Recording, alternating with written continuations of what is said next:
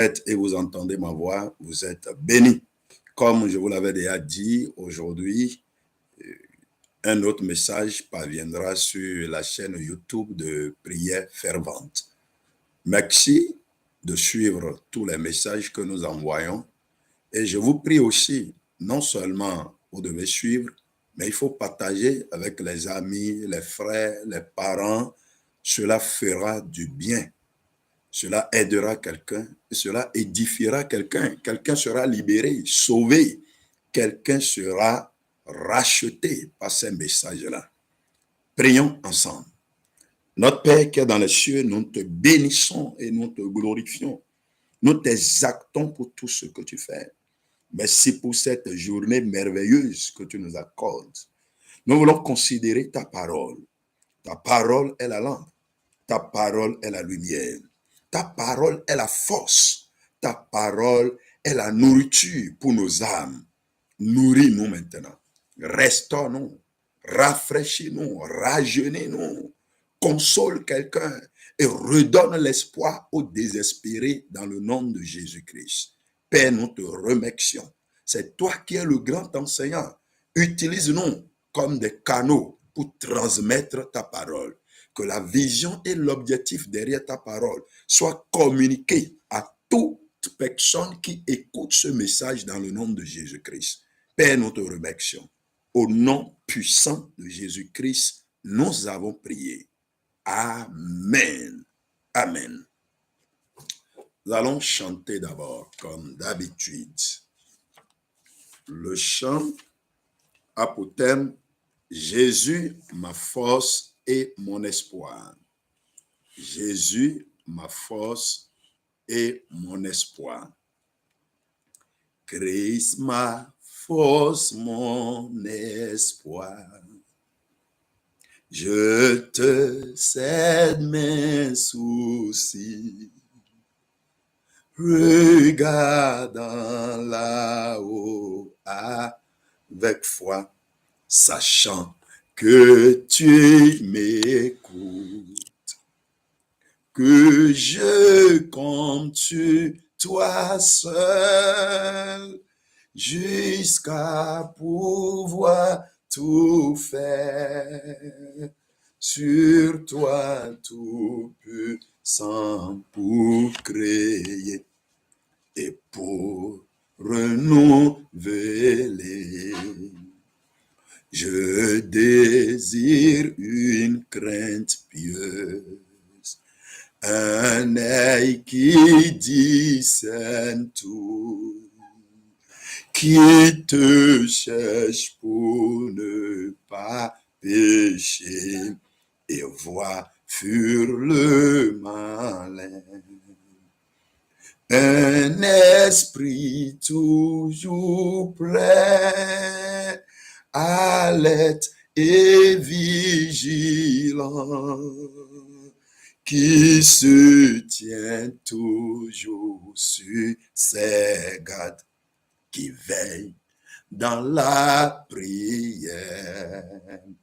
Mes regards sur toi seul, voilà mon objectif, insensible aux menaces, aux gains, avoir un intérêt pour toi et ton grand nom, à te louer toujours, un désir pur que tous connaissent et glorifie ta grâce.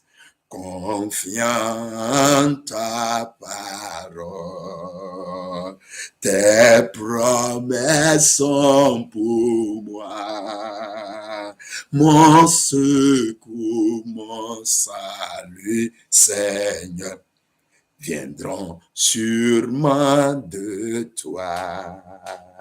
Mais laisse-moi m'attacher à la sainte espérance, Ô Christ, guide mon esprit patient dans ton amour parfait, confiant en ta parole.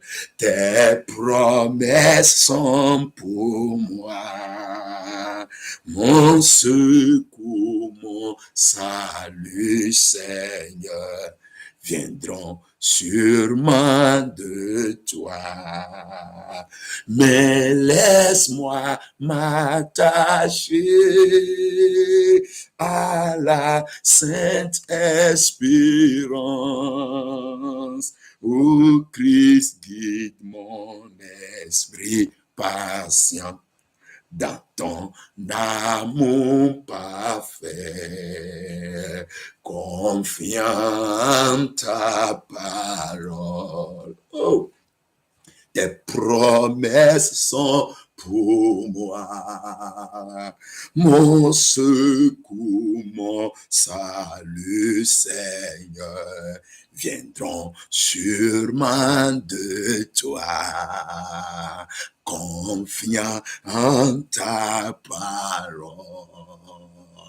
Tes promesses sont pour moi, mon secours, mon salut, Seigneur, viendront sûrement de toi. Mais laisse-moi m'attacher à la sainte espérance. Ô Christ, guide mon esprit patient dans ton amour parfait. Amen. Amen. La parole de Dieu nous donne l'espoir. La parole de Dieu nous éclaire. La parole de Dieu nous encourage. La parole de Dieu nous édifie. Je prie que tu trouves ton espoir dans la parole de Dieu maintenant, dans le nom de Jésus-Christ. Ouvrons nos Bibles dans Psaume 40, verset 2. Psaume 40, verset 2. La Bible dit, « J'avais mis en l'Éternel mon espérance. » J'avais mis en l'Éternel mon espérance. Et il s'est incliné vers moi. Il a écouté mes cris. Tu entends? J'avais mis mon espérance, mon espoir. J'ai braqué mes regards sur l'Éternel. Je croyais en l'Éternel. J'attendais tout de l'Éternel. Et il s'est incliné vers moi. Il a écouté mes cris. Ouais, quand tu veux parler à quelqu'un, et peut-être tu ne veux pas que tout le monde l'entende, celui-là, tu lui dis, hey, s'il te plaît, je veux te parler. Et il s'incline vers toi et dit, ben, oui, parle-moi, je t'écoute. L'Éternel s'est incliné vers moi. Il va s'incliner vers toi maintenant dans le nom de Jésus-Christ. Psaume 62, verset 6. Ouvre ta Bible, bien-aimé. Psaume 62, verset 6. La Bible dit, Psaume 62, verset 6. Oui, mon âme, confie-toi en Dieu, car de lui vient mon espérance. Oui, c'est lui qui est mon rocher et mon salut, ma haute retraite. Je ne chancellerai pas. Et quelqu'un dit Amen. Verset 8. Sur Dieu repose mon salut et ma gloire, le rocher de ma force. Mon refuge est en Dieu. Verset 9. En tout temps, peuple, confiez-vous en lui. Répandez vos cœurs en sa présence. Dieu est notre refuge. Dieu est notre refuge.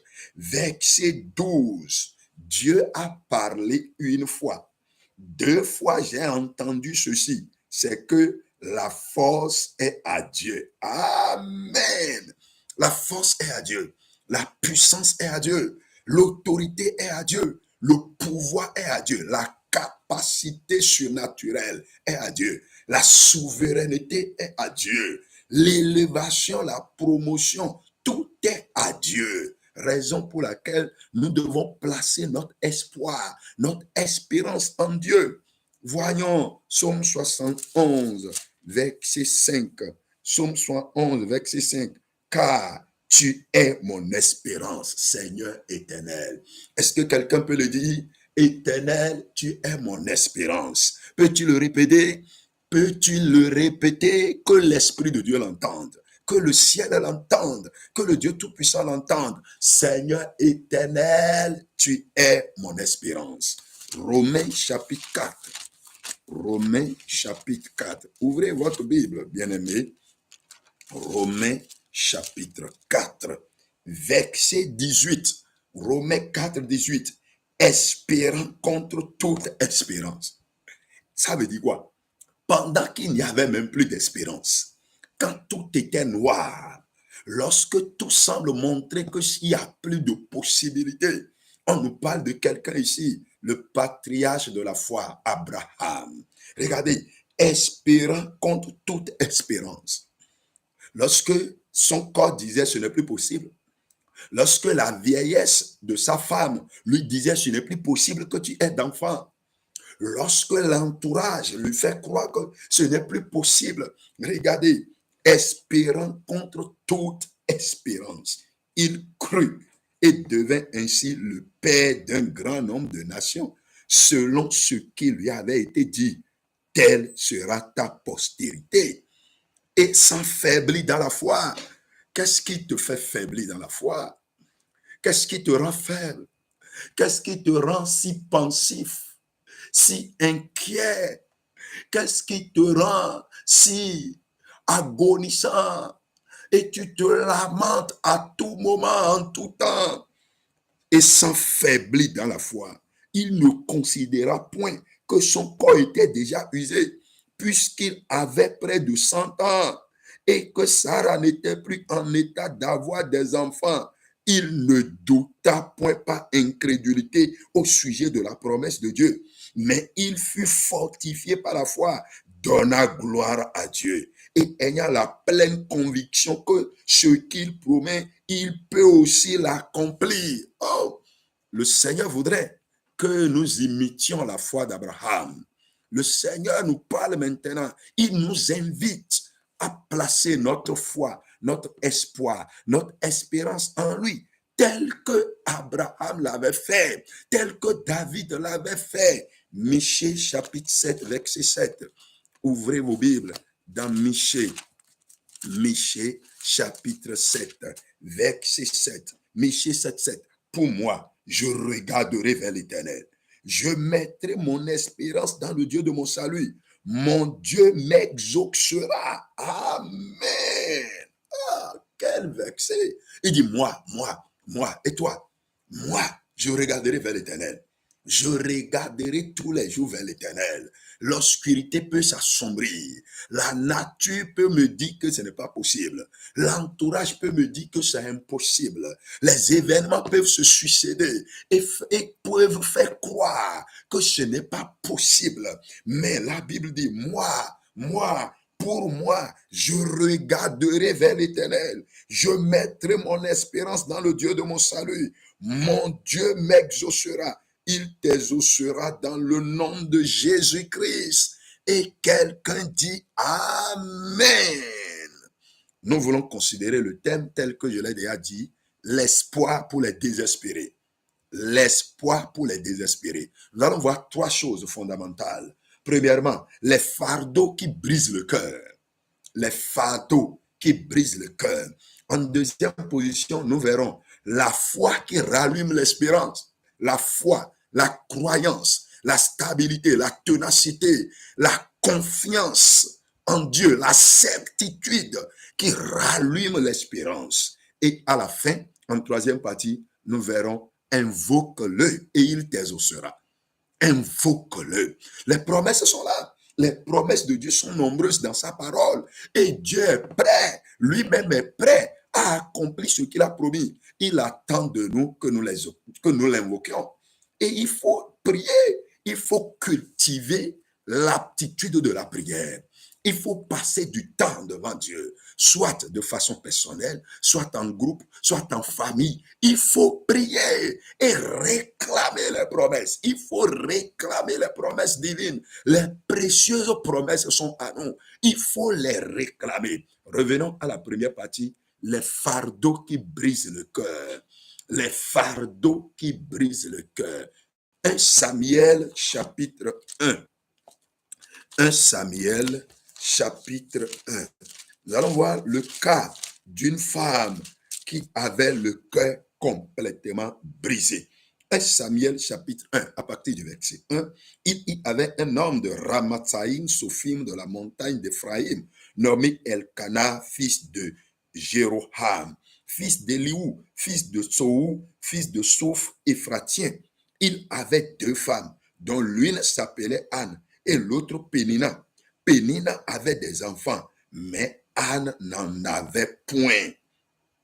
Voilà des situations qui brisent le cœur. Pénina avait des enfants, Anne n'en avait pas. Un a de véhicules et l'autre n'a pas. Voilà des situations qui brisent le cœur. Quelqu'un réussit et un autre échoue. Voilà des situations qui brisent le cœur. Quelqu'un est en bonne santé et l'autre est malade. Il est malade. Il va à l'hôpital, pas de solution. Il prie Dieu, pour le moment, il n'est pas encore guéri. Voilà des situations qui brisent le cœur. Quelqu'un veut se marier. Il est en train de prier. Il patiente, il attend Dieu. Mais il n'a pas encore eu de directive. Voilà des situations qui brisent le cœur. Quelqu'un a l'emploi et un autre n'a pas. Mais il doit manger, sa famille doit manger, ses enfants doivent manger. Voilà des situations qui brisent le cœur. C'est ça. Pénina avait des enfants, mais Anne n'en avait point. Verset 6. Sa rivale lui prodiguait des mortifications pour la porter à s'irriter de ce que l'Éternel l'avait rendu stérile. Et toutes les années, il en était ainsi. Chaque fois qu'Anne montait, chaque fois que Anne montait à la maison de l'Éternel, Pénina la mortifiait de la même manière. Alors elle pleurait et ne mangeait point.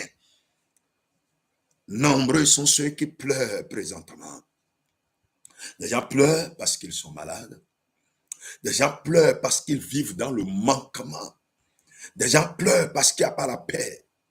Des gens pleurent parce qu'il n'y a pas la tranquillité de l'âme. Ils n'ont pas la conscience libre. Des gens pleurent parce qu'ils sont oppressés. Ils sont esclaves. Des gens pleurent parce qu'ils ont perdu un parent très cher. Des gens pleurent parce qu'ils cherchent quelque chose depuis des années. Ils ne l'ont pas eu. Je te dis maintenant, il y a de l'espoir pour toi. Et tu dis Amen. Il y a de l'espoir pour toi. Je te dis encore, il y a de l'espoir pour toi. Lisons 2 Rois 4, verset 1. 2 Rois, chapitre 4, verset 1. Les situations, les fardeaux qui brisent le cœur. Une femme d'entre les femmes des fils des prophètes cria à Élisée en disant, « Ton serviteur, mon mari, est mort. Et tu sais que ton serviteur craignait l'Éternel. Or, le créancier est venu pour prendre mes 2 enfants et en faire ses esclaves. » Vous voyez? Et cette femme a perdu son mari. C'est triste. C'est pesant.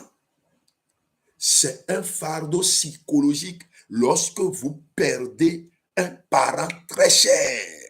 Un frère, votre papa, maman, mari, femme, un enfant, un ami, un collègue de service, quel que soit le cas, lorsque vous perdez un être très cher, c'est douloureux. Et cette femme a perdu son mari. Ajoutez à cela, la famille est endettée et ils n'ont pas les moyens de payer la dette. La famille est lourdement endettée. Cette dette était si lourde que le créancier voudrait venir ramasser ses 2 enfants pour aller en faire esclave. Oh, qu'est-ce que c'est pitoyable. Voilà des situations qui brisent le cœur. Voilà des situations qui font trembler la vie de plusieurs. Des situations qui font pleurer. 1 Chronique 4. 1 Chronique 4.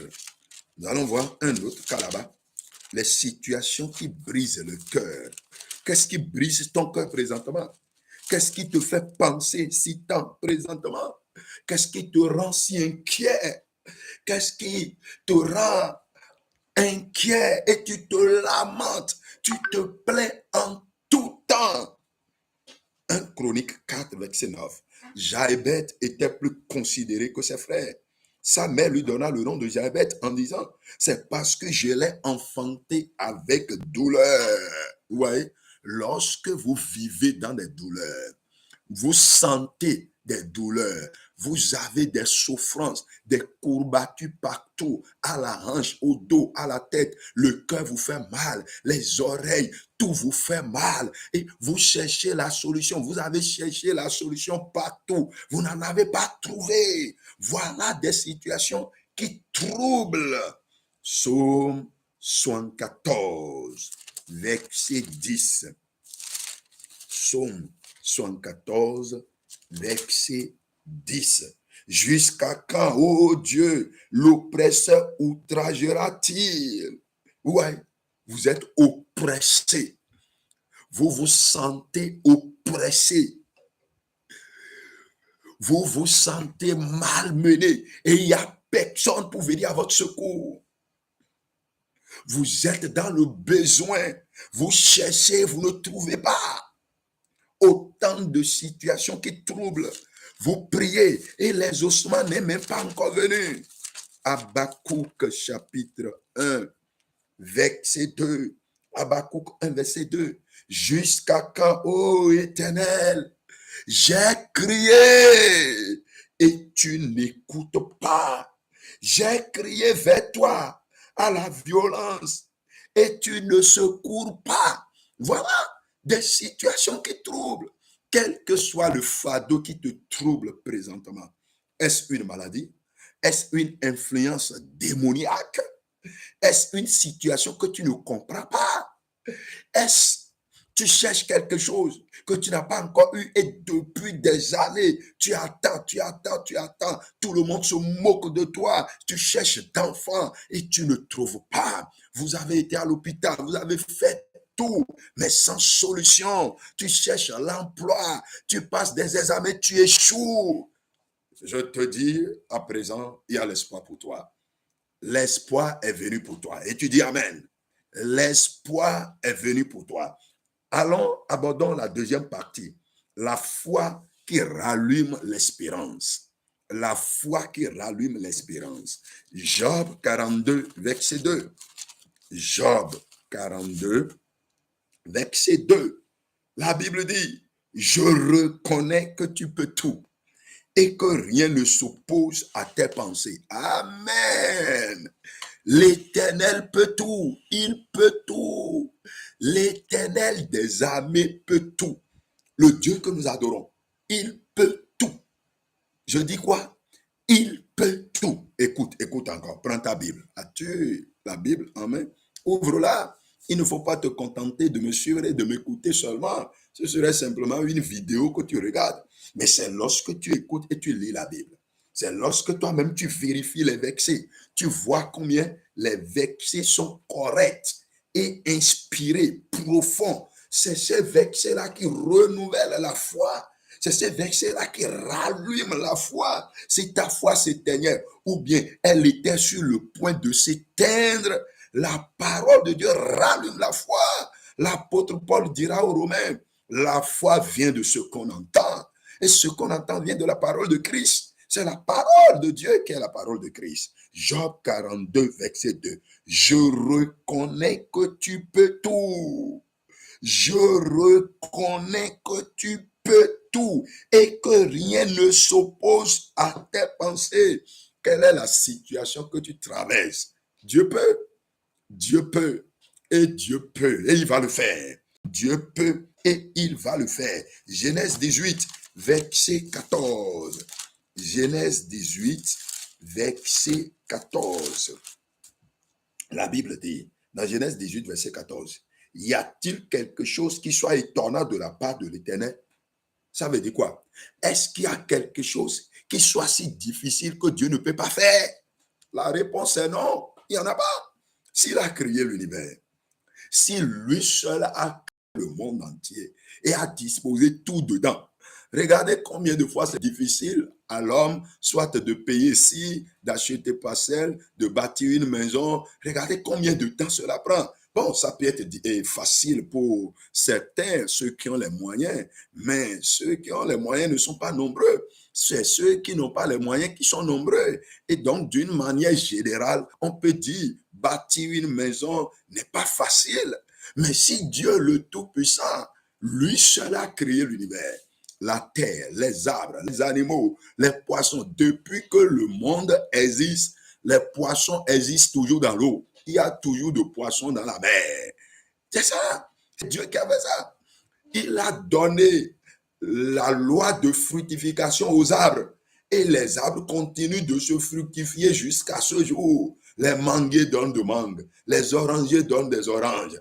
Et nous en mangeons tous les jours. C'est Dieu qui a fait ça. Mais si Dieu a pu faire ça, est-ce que c'est ta maladie, il ne peut pas guérir?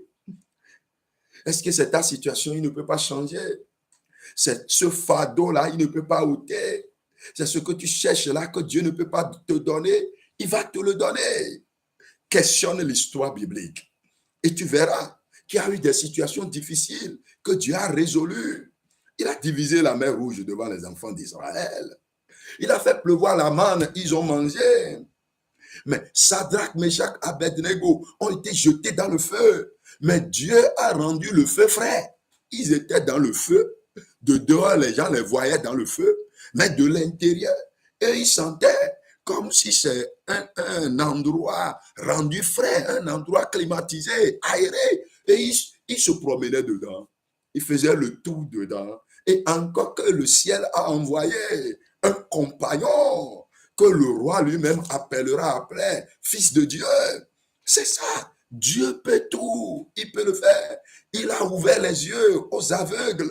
Mais Bartimée, l'aveugle qui était sur la voie de Jéricho, quand il a vu Jésus, il a dit, Jésus, fils de Dieu, fils de David, fils de David, Jésus de Nazareth, fils de David, aie pitié de moi. Le Seigneur s'est arrêté, il lui a ouvert les yeux. Rappelle-toi du paralytique qui était auprès de la piscine de Bethesda. Et il était là, paralysé pendant 38 ans. Et il attendait le mouvement de l'eau. Il attendait. Il est là. Il est là. Mais le Seigneur est venu, il lui a demandé, veux-tu être guéri? Et il répondait, je n'ai personne. C'est pas ce que le Seigneur lui avait demandé. Le Seigneur a demandé, veux-tu être guéri? Et il l'avait guéri. Rappelle-toi de la veuve de Naïn, qui avait un seul fils unique. Ce fils était décédé. Et le Seigneur a ressuscité son enfant. Rappelle-toi de Lazare, qui est mort 1, 2, 3 jours passés. Le Seigneur est venu après. Même ses soeurs disaient, Seigneur, il sent déjà. Et le Seigneur leur disait, ne t'ai-je pas dit, si tu crois, tu verras la gloire de Dieu. Qu'est-ce qu'il y a dans ce monde et Dieu ne peut pas faire? Il a arrêté la tempête sur la mer. Qu'est-ce que Dieu ne peut pas faire? Donc, bien-aimé, ton problème n'est pas irrésolvable à Dieu. Ton problème n'est pas impossible à Dieu. Ce qu'il faut faire, c'est de croire encore maintenant. C'est de renouveler ta foi. C'est de renouveler ta confiance en Dieu. Ce qu'il faut faire maintenant, c'est de replacer ton espoir, ton espérance, ta confiance en Dieu. C'est de croire encore en Dieu, sachant qu'il le fera. Écoute encore. Y a-t-il quelque chose qui soit étonnant de la part de l'Éternel? Jean 14, verset 1. Jean 14, verset 1. Qu'est-ce que tu cherches et Dieu ne peut pas faire? Qu'est-ce que tu veux? Qu'est-ce que tu désires? Et Dieu ne peut pas faire. Et Dieu n'a pas la capacité, il n'a pas les moyens, il n'a pas la puissance de faire. Jean 14, verset 1. Que votre cœur ne se trouble point. Croyez en Dieu et croyez en moi. Mais qui parlait ici? C'est le Seigneur Jésus-Christ. C'est lui-même qui parlait ici. Il parlait à ses disciples. Il s'adresse à toi maintenant. Ma soeur là-bas, le Seigneur lui-même s'adresse à toi. Mon frère là-bas, le Seigneur lui-même s'adresse à toi. Le jeune homme qui est là-bas, la jeune fille qui est là-bas, la maman qui est là-bas, papa qui est là-bas, quelle que soit la situation que tu traverses, quelles que soient les difficultés présentes, quel que soit combien de fois le fardeau est pesant et lourd, quel que soit le joug qui pèse sur toi, essuie tes larmes. Je te dis, essuie tes larmes. Le Seigneur dit, croyez en Dieu et croyez en moi. Matthieu 19, verset 26. Matthieu 19, verset 26.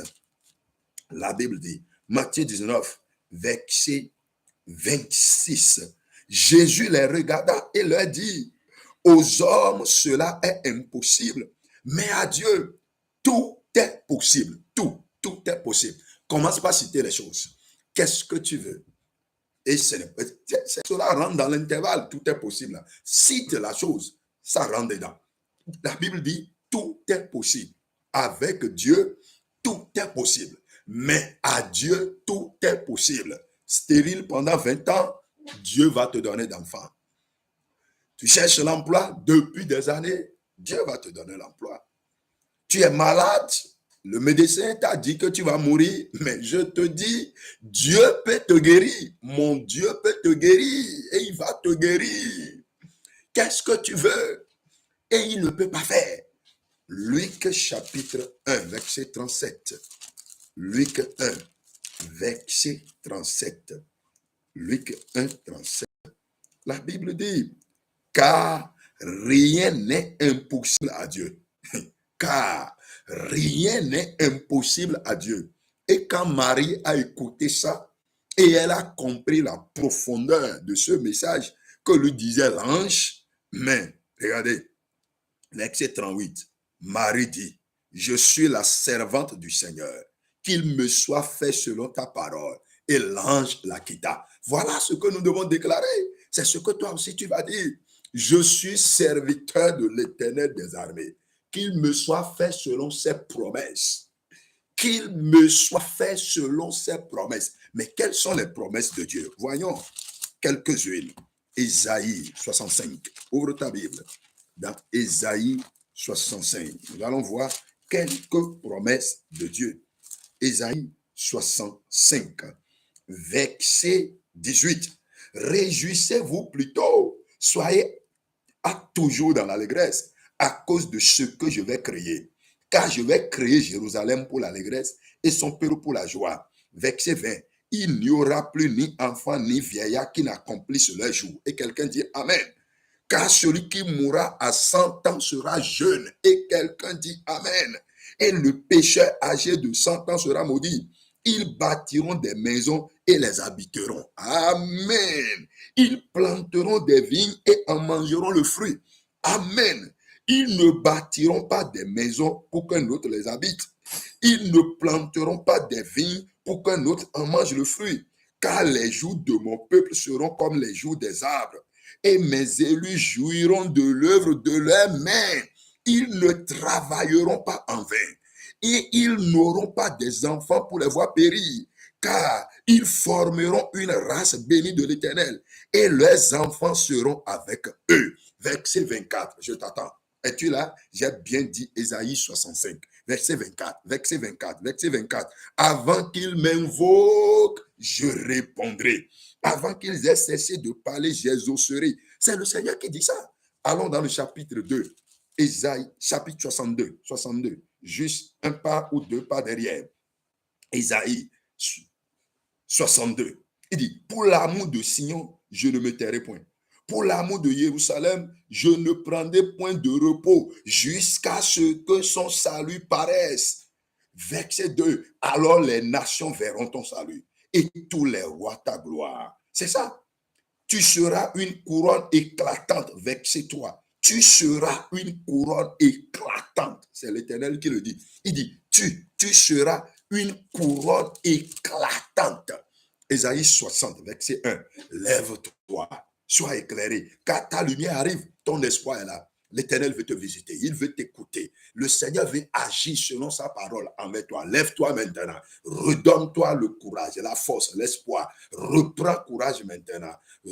Prends maintenant la force, rassemble toutes tes forces, lève-toi et dis, l'Éternel va m'exaucer, l'Éternel va m'écouter. Il dit, lève-toi, sois éclairé, car ta lumière arrive, et la gloire de l'Éternel se lève sur toi. Voici les ténèbres couvrent la terre, et l'obscurité les peuples. Mais sur toi, je parle de qui? C'est toi, mais sur toi. Mais sur toi, l'Éternel se lève. Sur toi, sa gloire apparaît. Et tu dis, Amen. Des nations marchent à la lumière et des rois à la clarté de tes rayons. Porte tes yeux alentour et regarde. Tous, ils s'assemblent. Ils viennent vers toi. Tes fils arrivent de loin et tes filles sont portées sur les bras. Tu tressailleras alors et tu te réjouiras et ton cœur bondira et se dilatera quand les richesses de la mer se tourneront vers toi, quand les trésors des nations viendront à toi. Amen. C'est l'Éternel qui a promis ça. La parole de Dieu est pleine de promesses. Elle est remplie de promesses. Chaque fois que tu découvres une promesse, il faut la souligner et la réclamer. Il faut réclamer cette promesse-là. Psaume 1. Psaume 1. Psaume 1. Ouvre ta Bible. Psaume 1. Les promesses de Dieu, les précieuses promesses de Dieu. Il faut croire en ces promesses-là. Il faut les réclamer. Il faut renouveler ta foi en ces promesses-là. Heureux l'homme qui ne marche pas selon le conseil des méchants, qui ne s'arrête pas sur la voie des pécheurs et qui ne s'assied pas en compagnie des moqueurs, mais qui trouve son plaisir dans la loi de l'Éternel et qui la médite jour et nuit. Il est comme un arbre planté près d'un courant d'eau. C'est qui? C'est moi. C'est toi. Il est comme un arbre planté près d'un courant d'eau qui donne son fruit en sa saison et dont le feuillage ne se flétrit point. Tout ce qu'il fait lui réussit. Amen. Tout ce que tu commences par faire dès aujourd'hui, cela va réussir. Donc, 1, oublie tes fardeaux. 2, renouvelle ta foi en l'Éternel. Et la troisième partie, invoque-le. Invoque-le. Ce qui manque aujourd'hui, c'est le temps de prière. Les promesses sont là. Dieu lui-même est prêt pour réaliser ses promesses. Mais qu'est-ce qui reste alors? Il faut l'invoquer. Ésaïe 55, verset 6. Il faut l'invoquer. Il faut prier. Ne laisse pas ton temps pour se plaindre, pour pleurer, pleurnicher, se lamenter. Celui qui ne prie pas, c'est lui qui se plaint. Il se promène, il se plaint. Il va chez les voisins, il se plaint. Quand on lui pose la question, comment ça va? Rien ne va. Rien ne va. Et il pleure. Le matin, il pleure. La nuit, il pleure. Son lit est mouillé de larmes et il pleure. Mais pourquoi ne pas consacrer ton temps à la prière? Ésaïe 55, verset 6. Cherchez l'Éternel pendant qu'il se trouve. Invoquez-le tandis qu'il est prêt. Psaume 120, verset 1. Psaume 120, verset 1. Il faut invoquer l'Éternel. Il faut prier. Il va exaucer. L'Éternel exauce la prière. Et il continue d'exaucer la prière. Ce n'est pas pour toi qui ne va pas exaucer. Psaume 120, verset 1. Dans ma détresse, c'est à l'Éternel que je crie. Et il fait quoi? Est-ce que tu as trouvé le passage? Ou bien tu me regardes seulement? Et il fait quoi? Il dit, mais dans ma détresse, c'est à l'Éternel que je crie et il m'exauce. Amen. Il exauce et il va exaucer. Psaume 102, verset 2. Psaume 102, verset 2. Psaume 102, verset 2. Éternel, écoute ma prière et que mon cri parvienne jusqu'à toi. Il faut prier. Ne me cache pas ta face au jour de ma détresse. Incline vers moi ton oreille quand je crie. Hâte-toi de m'exaucer. Hâte-toi de m'exaucer. C'est ça. Hâte-toi, oh Seigneur, hâte-toi de m'exaucer. Il va t'exaucer. Alors, c'est à toi de prier. C'est à toi de prier. Psaume 88, verset 3. Psaume 88, verset 3. Que ma prière parvienne en ta présence. Prête l'oreille à mes supplications. Que ma prière parvienne en ta présence. Il dit, mais que ma prière parvienne en ta présence éternelle. Que ma prière, c'est ça, c'est personnel. C'est personnel. Éternel Dieu de mon salut, je crie jour et nuit devant toi. Que ma prière parvienne en ta présence. Que ma prière parvienne en ta présence. Hébreu chapitre 4. Hébreu chapitre 4. Es-tu prêt pour prier maintenant? Es-tu prêt pour prier? Hébreu chapitre 4, verset 16. Hébreu 4, verset 16. Approchons-nous donc avec assurance du trône de la grâce, afin d'obtenir miséricorde et de trouver grâce pour être secouru dans nos besoins. Pour être secouru dans nos besoins. Tu es dans quel besoin maintenant? Et tu es désespéré. L'espoir est parti. Tu ne sais même plus que cela est possible. Tu ne penses même plus que Dieu peut penser à toi. Mais la Bible dit, approchons-nous. Approchons-nous. Approchons-nous. Es-tu prêt? Approchons-nous, bien-aimés, n'importe où tu es maintenant. Lève-toi pour la prière, lève-toi pour la prière, lève-toi pour la prière. Consacre ce moment maintenant à la prière. Approchons-nous. Approchons-nous du trône de grâce. Approchons-nous du trône de grâce. Dis Seigneur, accorde-moi la grâce de m'approcher de toi maintenant. Oh Père Céleste, accorde-moi la grâce de m'approcher de toi maintenant. Bien-aimé, sépare toi maintenant de tout ce qui peut te distraire et consacre ce temps à la prière. La prière, le temps est à la prière. Le temps est à la prière. Une chose est d'écouter la parole de Dieu et l'autre chose est de prier. Approchons-nous maintenant. Dis Seigneur, me voici. Oh, ouvre-moi la porte d'accès. Ouvre-moi ta porte d'accès. Ouvre-moi ta porte d'accès, Père. Ouvre-moi ta porte d'accès.